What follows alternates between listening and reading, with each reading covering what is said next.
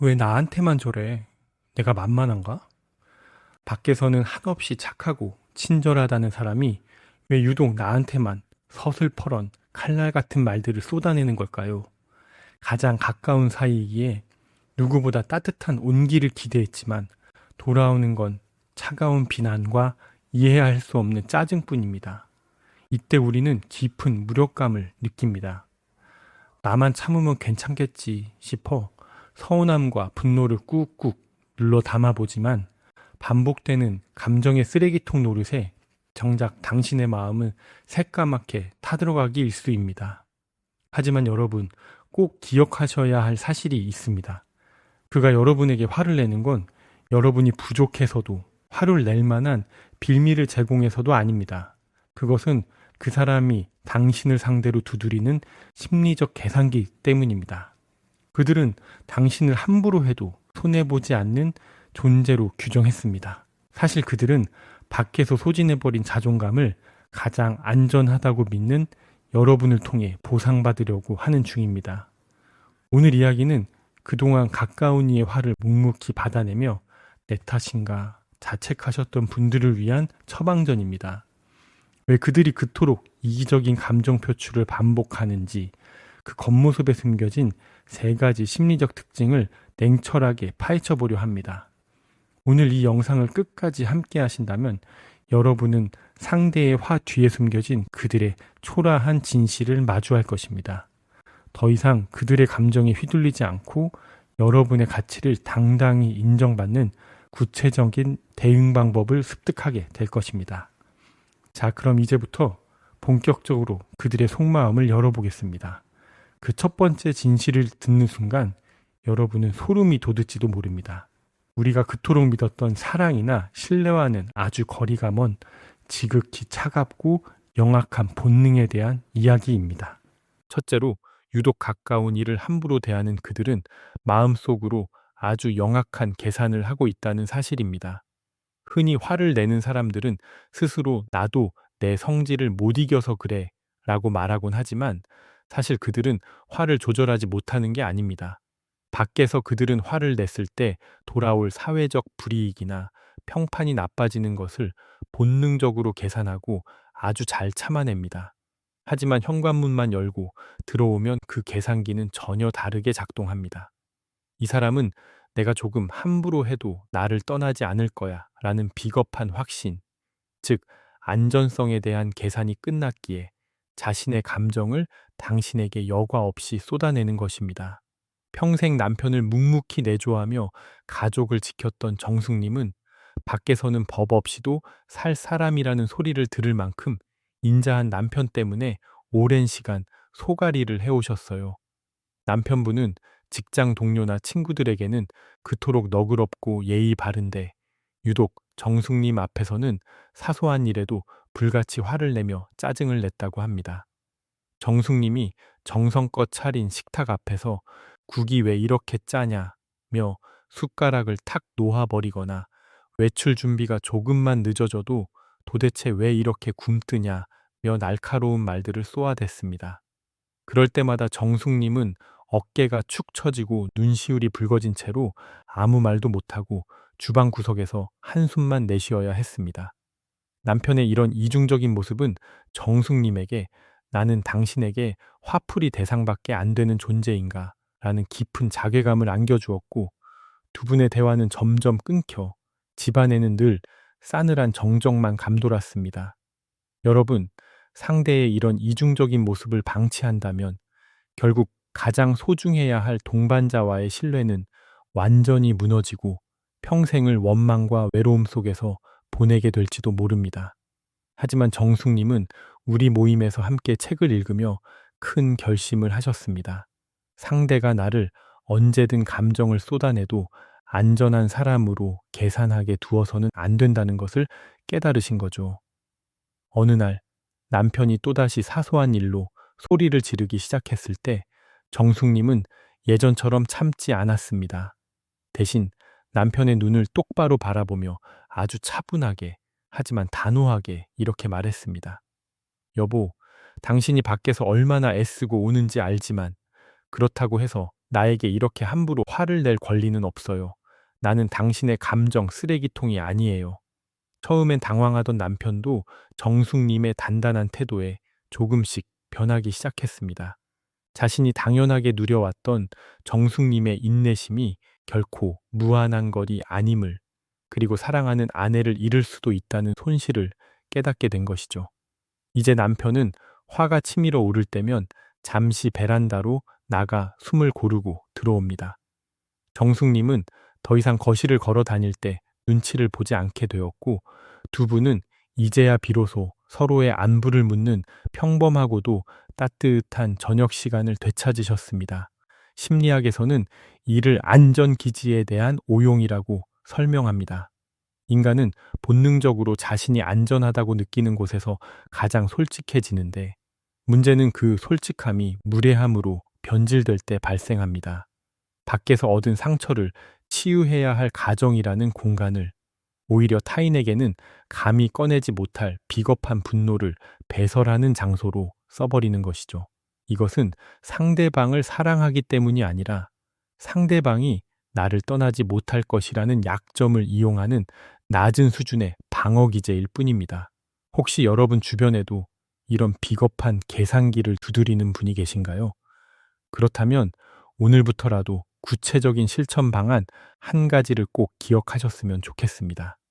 상대가 화를 낼 때 무조건 참거나 똑같이 소리를 지르는 대신 잠시 그 자리를 피하는 공간적 분리를 시도해 보세요. 당신이 화가 가라앉으면 다시 얘기해 라고 말하며 공간적 거리와 심리적 거절을 두는 것입니다. 이것은 상대에게 당신이 화를 내면 나는 당신 곁에 있어 주지 않을 것이라는 명확한 손실을 깨닫게 해주는 행동입니다. 이런 단호한 경계 세우기는 상대의 비겁한 계산을 멈추게 하고 여러분의 소중한 자존감을 지켜내는 가장 강력한 방패가 되어줄 것입니다. 그동안 사랑이라는 이름으로 혹은 가족이라는 굴레 때문에 그 날카로운 화살들을 온몸으로 받아내느라 얼마나 고단하셨나요? 참아주는 것이 미덕이라 믿으며 스스로의 마음을 돌보지 못했던 여러분의 그 깊은 인내심을 저는 누구보다 잘 알고 있습니다. 하지만 이제는 그 인내를 멈추고 여러분 자신을 먼저 사랑해 주셔도 괜찮습니다.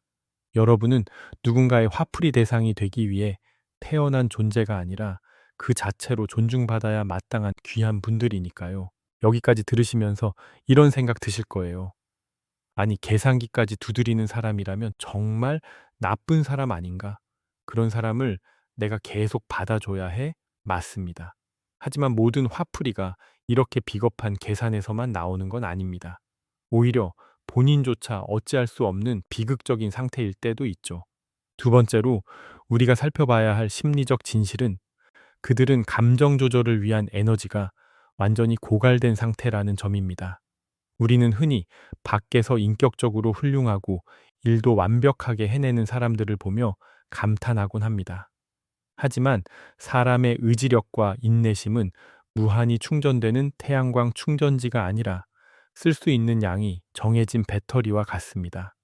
밖에서 착한 사람, 능력 있는 상사, 친절한 동료의 가면을 유지하기 위해 하루 종일 그 배터리를 다 써버린 사람은 정작 가장 소중한 사람들이 기다리는 집으로 돌아왔을 때 남아있는 에너지가 0인 상태가 됩니다.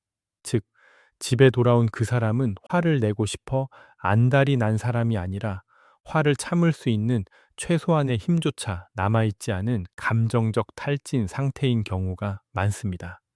올해 예순을 바라보시는 박 아버님은 평생을 공직에서 성실함의 표본으로 살아오셨습니다. 직장에서는 아무리 까다로운 민원이니 소리를 질러도 끝까지 웃으며 응대했고, 부하 직원들에게는 늘 존경받는 따뜻한 선배였죠. 하지만 퇴근 후 현관문만 열면 아버님은 180도 다른 사람이 되었습니다. 거실에 양말 한 짝만 놓여 있어도 버럭 소리를 지르고, 아내가 정성껏 차린 저녁 식탁에서 조금만 반찬이 입에 안 맞아도 종일 밖에서 고생하고 온 사람 대접이 이거냐며 날카로운 말을 쏟아냈습니다. 가족들은 그런 아버님을 이해할 수 없었습니다. 밖에서는 성인 군자 소리 들으면서 왜 우리한테만 괴물이 되느냐, 서운해했죠. 하지만 아버님의 속사정은 달랐습니다.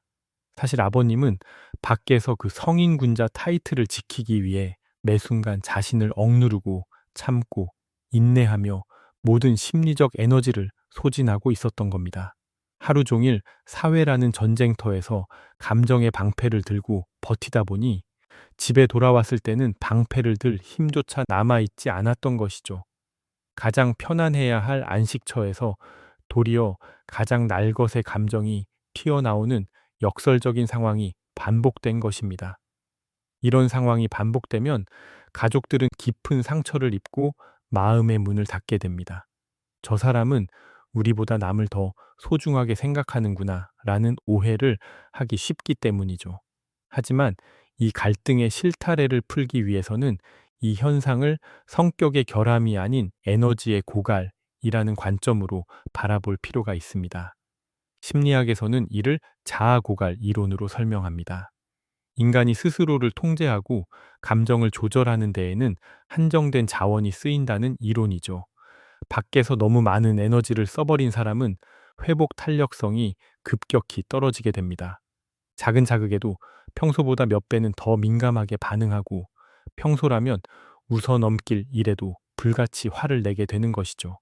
아버님이 변화할 수 있었던 건 가족들이 아버님의 화를 공격이 아닌 도움 요청으로 해석하기 시작하면서부터였습니다.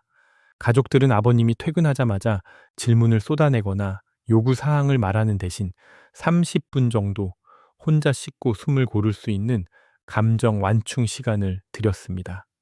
아버님 역시 자신의 에너지가 고갈되었음을 인정하고 지금 내가 너무 지쳐서 작은 일에도 짜증이 날 것 같으니 조금만 쉴게 라고 미리 양해를 구하는 연습을 하셨죠.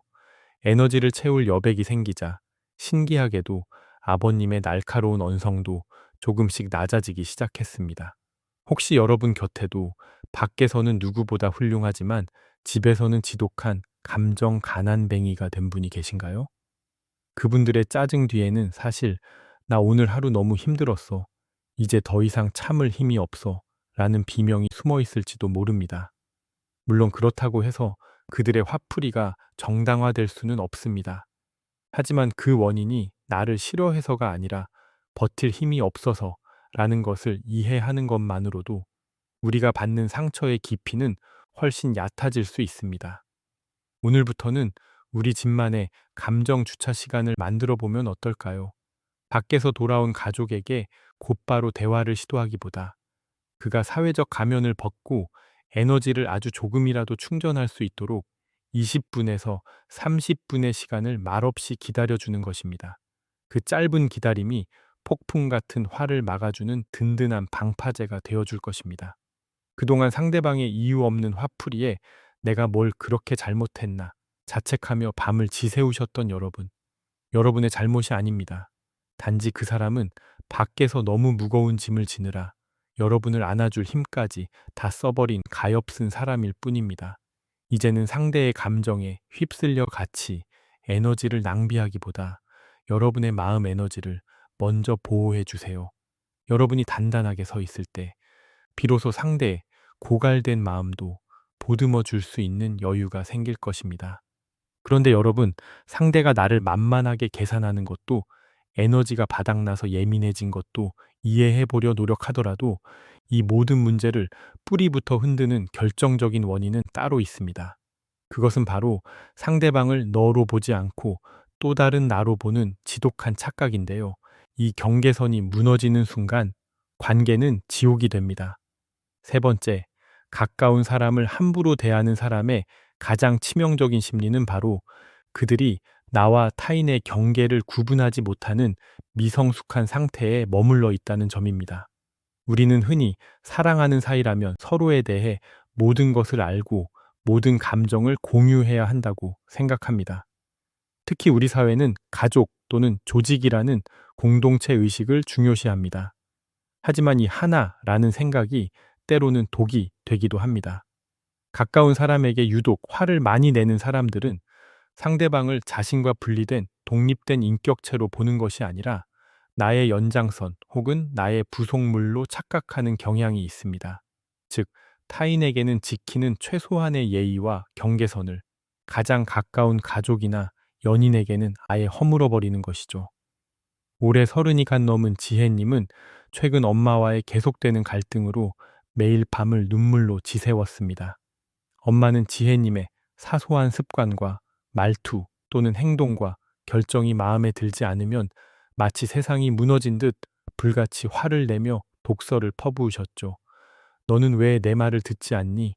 내 말이 말 같지 않아. 라며 딸의 인생에 사사건건 간섭하셨습니다. 이런 말들은 지혜님에게 너는 내 허락 없이는 행복해져서도 다르게 생각해서도 안 돼. 라는 저주처럼 들렸습니다. 그런 엄마를 피해 지혜님이 침묵할수록 엄마의 화는 더 거세졌고 지혜님은 숨이 막혀 집안에서도 늘 까치발을 들고 다녀야 했습니다. 엄마는 그것이 사랑이고 관심이라고 굳게 믿으셨겠지만 그 칼날을 온몸으로 받아내던 딸에게 그것은 지독한 폭력이었습니다. 사실 엄마는 딸을 남이 아닌 또 다른 나로 보고 있었던 겁니다. 자신의 못다 이룬 꿈, 자신의 결핍을 딸을 통해 보상받으려 했고, 딸의 행동이 기대에 어긋날 때마다 마치 자기 자신의 인생이 실패한 것 같은 극심한 불안을 느꼈던 것이죠. 타인에게는 그럴 수도 있지라며 넘길 수 있는 일들이 나의 분신인 딸에게는 절대로 용납할 수 없는 큰 잘못으로 보였던 것입니다. 심리학에서는 이를 자기 대상화한다고 표현합니다. 상대를 독립된 인격이 아니라 나의 자존감을 유지하기 위한 도구로 사용하는 것이죠. 이런 심리 상태에서는 상대방의 감정이나 상황보다는 나의 불편함이 우선이 됩니다. 그래서 밖에서는 타인의 눈치를 보며 정중하게 행동하면서도 내 마음대로 조종할 수 있다고 믿는 가까운 사람에게는 서슴없이 날카로운 감정의 칼날을 휘두르게 되는 것입니다. 하지만 여러분, 진정한 사랑은 하나가 되는 것이 아니라 서로의 다름을 인정하는 거리에서 시작됩니다. 지혜님이 엄마와의 관계를 회복할 수 있었던 열쇠 역시 심리적 독립에 있었습니다. 지혜님은 엄마가 나와는 다른 생각을 할 수 있고 나를 조종할 수 없다는 사실을 행동으로 보여주기 시작했습니다. 엄마가 날선말을 쏟아낼 때마다 지혜님은 즉각적으로 반응하는 대신 한 발짝 떨어져 지금 엄마가 화를 내는 건 나 때문이 아니라 엄마 내면의 불안 때문이야 라며 엄마의 감정과 자신의 감정 사이에 투명한 유리벽을 세웠습니다. 그러자 놀라운 반전이 일어났습니다. 지혜님이 엄마의 짜증에 일일이 흔들리지 않고 단단하게 중심을 잡자 딸을 감정 쓰레기통으로 쓰던 엄마의 비겁한 습관도 갈 곳을 잃게 된 것입니다. 부모의 미성숙한 경계 인식은 자녀의 삶을 피폐하게 만듭니다. 가장 소중하게 지켜야 할 자녀를 가장 아프게 찌르는 가시가 되기 때문이죠. 자식 인생은 내 것이다. 또는 자식만큼은 나를 이해해줘야 한다. 라는 착각은 결국 관계의 파국을 불러옵니다.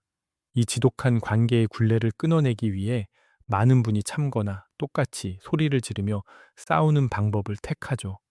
하지만 제가 오늘 제안할 방법은 아주 뜻밖의 것입니다. 단 한마디의 말투만 바꿔도 상대가 당신을 함부로 대하지 못하게 만드는 아주 우아하면서도 강력한 심리 기술입니다. 그 기술은 바로 존댓말 거리두기입니다. 만약 가까운 사람이 또다시 선을 넘으며 당신의 인생을 휘두르려 한다면 잠시 멈추고 그들을 오늘 처음 본 타인이라고 상상해 보세요. 그리고 정중한 존댓말을 써보는 겁니다. 지금 말씀하신 부분은 제가 조금 불편하네요. 라고 말이죠. 반말이 주는 허물없는 편안함 속에 숨겨진 무례함을 존댓말이라는 형식으로 차단해 보는 것입니다.